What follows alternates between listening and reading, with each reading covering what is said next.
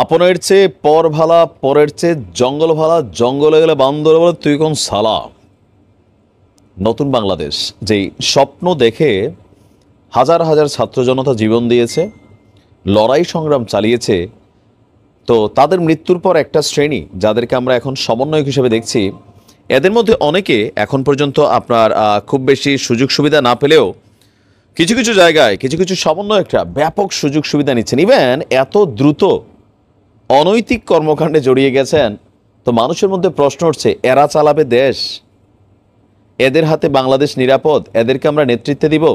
তবে আমি আমার জায়গা থেকে বলতে চাই, দেখেন, এরকম দুই চারটা ছিটাফোঁটা থাকবেই, বাট ছিটাফোঁটাগুলারে শাস্তিমূলক ব্যবস্থার মধ্যে আনতে হবে। আর বাকি যারা টিম মেম্বার আছেন আপনাদেরকেও বিষয়গুলোতে একটু সচেতনতা রাখতে হবে, নয়তো সমন্বয়করা যখন এভাবে গ্রেপ্তার হয়, ছবি ফেসবুকে আসে, তখন বিষয়টা অনেকটা নেগেটিভ হয়, এই আন্দোলনকে প্রশ্নবিদ্ধ করে। ঘটনার প্রেক্ষাপট হচ্ছে ময়মনসিংহের ফুলপুরে ভারতীয় চিনি এবং জিরা মজুদের অভিযোগে দুই সমন্বয়কে গ্রেপ্তার করেছে যৌথ বাহিনী। গ্রেপ্তারকৃত সমন্বয়করা হলেন জিল্লুর রহমান হৃদয় এবং মাসুদ রানা। আপনার আজকে বিকেলে পৌর শহরের আমুয়াকান্দা বাজার এলাকায় যৌথ বাহিনীর একটা অভিযান চলে। সেখানে ভারতীয় যেই পণ্য আছে সেই পণ্য সহ তাদেরকে গ্রেপ্তার করা হয়েছে। ফুলপুর থানার ওসি সৈয়দ আব্দুল হাদি তিনি বিষয়টি নিশ্চিত করে জানান, গোপন সংবাদের ভিত্তিতে সেনাবাহিনীর মেজর যিনি আছেন ইব্রাহিম ভাই, ওনার নেতৃত্বে যৌথ বাহিনী একটা অভিযান চালায়। এ সময় ভারতীয় পণ্য গুদামজাত করার বৈধ কোনো কাগজপত্র তারা দেখাতে পারেনি, যার কারণে তাদেরকে গ্রেপ্তার করা হয়েছে। তাদেরকে গ্রেপ্তারের সাথে 120 বস্তা চিনি, 15 বস্তা জিরা এগুলোকে জব্দ করেছে যৌথ বাহিনী। পরবর্তী সময়ে পুলিশ হেফাজতে সেগুলো দেওয়া হয়েছে। তো তাদের বিরুদ্ধে অলরেডি ভারতীয় মাল চোরাচালানের বিশেষ ক্ষমতা আইনে ফুলপুর থানায় একটি মামলাও করা হয়েছে। এখন আমরা জানি বৈষম্য বিরোধী এই আন্দোলনে যারা সমন্বয়ক আছেন তারা সবাই ভারতীয় অবস্থানের সাথে খুবই বিরোধী একটা অবস্থানে আছে ভারতের সাথে। কিন্তু দেখেন, যখন নিজের ব্যক্তি স্বার্থ আসছে, ওই ঘুরা ফিরা আমরা এই দেশের মানুষ আইন অন্যের জন্য খুব চাই।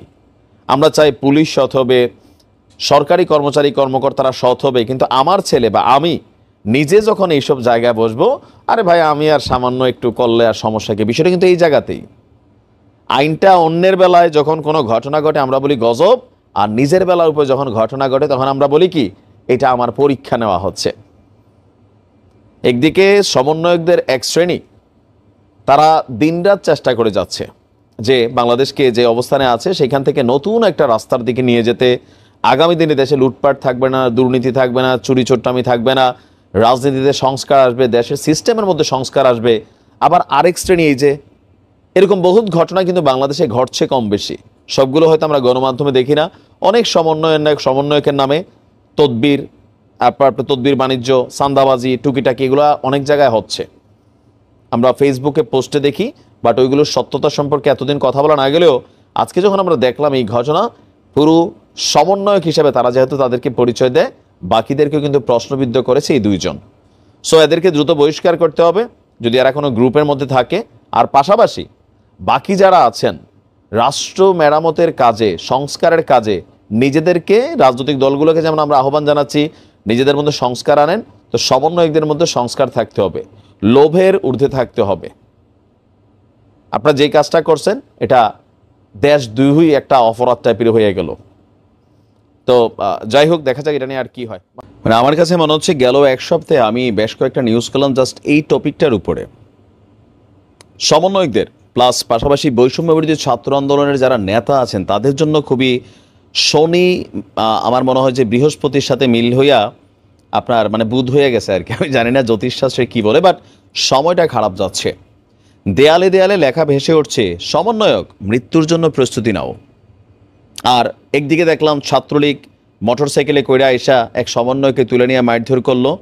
এরপরে সমন্বয়করা নিজেরা মারামারি করছে, কেন্দ্রীয় অফিসে তালা, একটা অস্থিতিশীল পরিবেশ। তো এই পরিবেশটার একটা ফায়দা তো ওঠাবেই ভাই। বিশেষ করে এই বৈষম্য বিরোধী ছাত্র আন্দোলনের এই অভ্যুত্থানে সবচেয়ে বেশি ক্ষতিগ্রস্ত যারা হয়েছেন তারা কোনোভাবেই সমন্বয়কদেরকে বা বৈষম্য বিরোধী ছাত্র আন্দোলনের পোলাপাইনদেরকে পজিটিভ তারা কখনো নিতে পারবে না। কেন? কারণ এই অভ্যুত্থানের ফলে এই যে নেতারা যারা আছেন, আওয়ামী লীগ, যুবলীগ, ছাত্রলীগ, দেশ ছাড়া, পরিবার ছাড়া, ব্যবসা প্রতিষ্ঠান ছাড়া পালাইয়া বেড়াইতে হইতেছে, নানান ধরনের হয়রানির শিকার হয়ে যাচ্ছে, মব জাস্টিস হচ্ছে। সো ঝাল তো আছে রে ভাই। তো সেই ঝালগুলাই আমরা হঠাৎ করে দেখছি মিটানো একটা পার্ট শুরু হয়ে গেছে। আজকের ঘটনা হচ্ছে সিলেটের কোম্পানিগঞ্জে। সিলেটের কোম্পানিগঞ্জ উপজেলা যুবলীগের যুগ্ম আহ্বায়ক হচ্ছেন জোয়েল আহমেদ। তার নেতৃত্বে একটা দল বৈষম্য বিরোধী আন্দোলনের শিক্ষার্থী সোলেমান মিয়ার উপর ব্যাপক হামলা চালিয়েছে। আপনার গতকালকে সন্ধ্যা 7টায় উপজেলার নোয়াগাঁও গ্রামে এই হামলার ঘটনাটি ঘটে। সোলেমান মিয়া উপজেলার চিকাডহর গ্রামের আজিজুর রহমানের ছেলে। আহত সোলেমান মিয়া তিনি এই মুহূর্তে হাসপাতালে চিকিৎসা নিচ্ছেন, এমনকি এই ঘটনায় নিজে বাদী হয়ে কোম্পানিগঞ্জ থানায় একটি মামলাও করেছেন। মামলার সূত্র বলছে, উপজেলা যুবলীগের যুগ্ম আহ্বায়ক জোয়েল আহমেদ দীর্ঘদিন থেকে ভোলাগঞ্জ শাহ আরিফিন রাস্তায় পাথরবাহী গাড়ি থেকে চাঁদাবাজি করে আসছেন। অভ্যাস এখনো যায় নাই।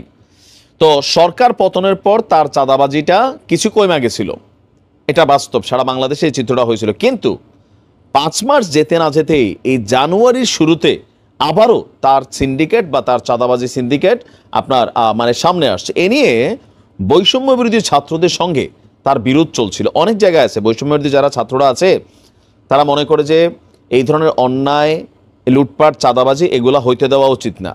তো যার কারণে তারা বিভিন্ন জায়গায় এই সিন্ডিকেটগুলোর বিরুদ্ধে কিন্তু আপনার দাঁড়াই যায়, আর সেইখানে একটা বিপত্তি ঘটে যাচ্ছে। আমরা এখানেও ঠিক একই ঘটনা দেখছিলাম যে গতকালকে সন্ধ্যা 7টায় বৈষম্য বিরোধী আন্দোলনের ছাত্র সোলেমান মিয়া বাড়ি থেকে বের হয়ে ভোলাগঞ্জ যাচ্ছিলেন। নোয়াগাঁও গ্রামে যুবলীগ নেতা জোয়েল আহমেদের বাড়ির সামনে গেলে জোয়েল আহমেদের নেতৃত্বে তার অনুসারীরা আপনার তার উপর হামলা করে। এতে সোলেমান মিয়া আপনার আহত হয়, তাকে তাৎক্ষণিকভাবে কোম্পানিগঞ্জ উপজেলা স্বাস্থ্য কমপ্লেক্সে নেওয়া হয়। খবর পেয়ে বিক্ষুব্ধ ছাত্র জনতা যুবলীগ নেতার বাড়িতে আবার হামলা চালায়। পরে পুলিশ এসে পরিস্থিতি স্বাভাবিক করে। এই ঘটনায় জোয়েলকে প্রধান করে মামলা করা হয়েছে। ওসি সাহেব বলছেন যে বৈষম্য বিরোধী আন্দোলনের শিক্ষার্থীদের উপর হামলার ঘটনায় থানায় একটি মামলা করা হয়েছে, আমরা জোয়েলকে ধরতে অভিযান চালাচ্ছি। এখন এই যে যদি ধরতে না পারে তাহলে তো যেই সোলেমান মিয়া তার জন্য আরো একটা রিস্ক ইস্যু হয়ে গেল। যেহেতু মামলা করে দিছে, তো সে ভাববে এমনিও তো জেলে যাবো, হেমনিও জেলে যাবো, মানে হিংসা বা প্রতিশোধের নেশায় আরো একটা ঘটনা তো ঘটাইতে পারে। সারা বাংলাদেশে এই জিনিসগুলো আমরা এখন আবার দেখছি। বৈষম্য বিরোধী যারা ছাত্ররা আছে তারা কিন্তু নানান ঝক্কি ঝামেলার মধ্যে পড়তে যাচ্ছে বা পড়ছে অলরেডি, আমরা বিভিন্ন জায়গায় দেখছি। এখন এগুলোর ব্যাপারে আসলে যারা সরকারের দায়িত্বশীল আছেন তারা কে কি সিদ্ধান্ত নেবেন। তবে আমরা বাংলাদেশকে চাঁদাবাজি মুক্ত দেখতে চাই। চাঁদাবাজ, লুটপাটকারী, হ্যাঁ মানে গুন্ডামি, ছিনতাই, এগুলো কিন্তু আসলে আমরা চিরতরে নির্মূল চাই বাংলাদেশ থেকে। মানুষ ব্যবসা করবে, ইনভেস্ট করবে, তো সেই ব্যবসাটা একটা সিকিউরিটি লাগে যে আমি নির্বিঘ্নে ব্যবসা করতে পারতেছি। ভাই রাস্তায় রাস্তায় চাঁদা দিতে গেলে তো একটা লোক ব্যবসা কোথায় করবে?